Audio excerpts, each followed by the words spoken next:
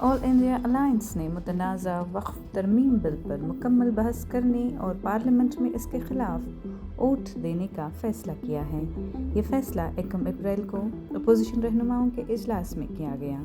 Revolutionary socialist party RSP کے N.K. پریما Chandran نے opposition کے سخت موقف کا اعادہ کرتے ہوئے کہا کہ اس بل کی مستقل مخالفت کی گئی ہے۔ کانگریس کے رہنما KC وینوگوپال نے آئینی خلاف ورزیوں پر تشویش ظاہر کرتے ہوئے انڈیا الائنس سمیت ہم خیال جماعتوں سے اپیل کی کہ وہ اس بل کے خلاف متحد ہوں۔ یہ بل جو ہندوستان میں وقف املاک کے انتظام کے لیے متعارف کرایا گیا ہے، آج لوک سبھا میں بحث اور منظوری کے لیے پیش ہوگا۔ مرکزی وزیر کرن رجیجو نے 8 گھنٹے کی بحث مختص کیے جانے کی تصدیق کی ہے، جبکہ اپوزیشن نے 10 گھنٹے کا مطالبہ کیا ہے۔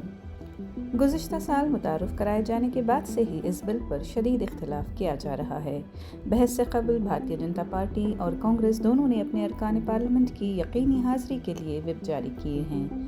BJP کا وپ خاص طور پر وقف ترمیم بل کے سیشن کے لیے ہے، جبکہ کانگریس نے اپنے ارکان کو آئندہ 3 دن کے پارلیمانی اجلاس میں شرکت کا حکم دیا ہے۔ جیسے جیسے بحث آگے بڑھے گی، اپوزیشن اپنی مخالفت پر قائم رہے گی۔